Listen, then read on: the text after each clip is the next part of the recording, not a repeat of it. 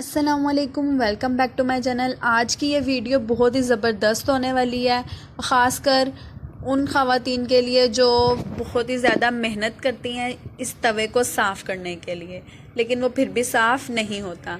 अच्छा, यहाँ पे मैं आपको 2-3 चीज़ें बताऊँगी कि आपने किस तरीके से इसको साफ़ करना है और वीडियो को आपने पूरा देखना है। चलें जी, अब यहाँ पे मैंने फ्लेम बहुत ही ज़्यादा स्लो कर लिया है और उस पर मैंने तवा रख दिया है। तकरीबन 5 मिनट मैंने लो फ्लेम पे तवे को गर्म होने दिया है।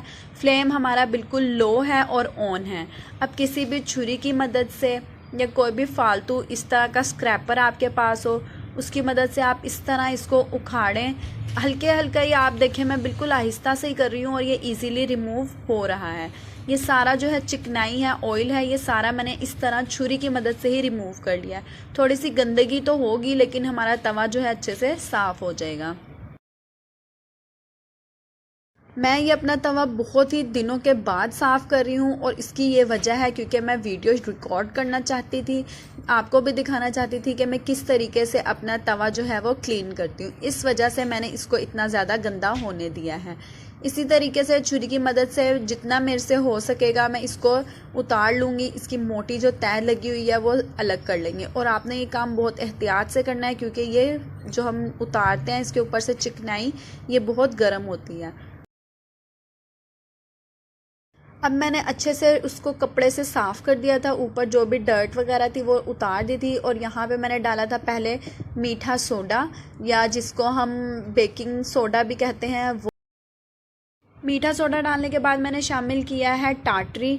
टाटरी से ये देखिए कितना ज़्यादा फोमी इसमें झाग बनेंगे। और इस पर मैं शामिल कर रही हूँ सिरका।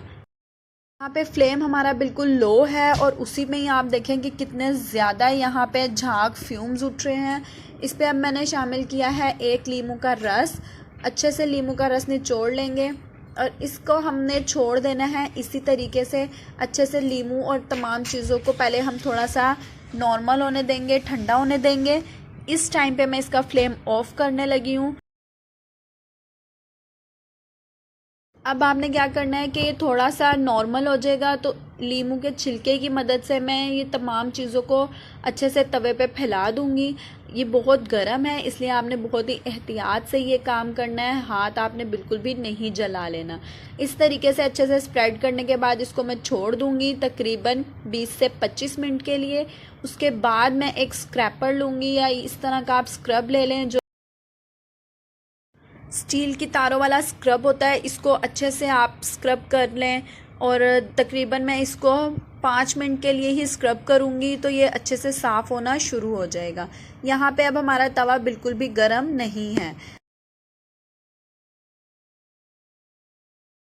दूसरा काम आप ये कर सकते हैं कि आप इसको ईंट की मदद से भी स्क्रब कर सकते हैं।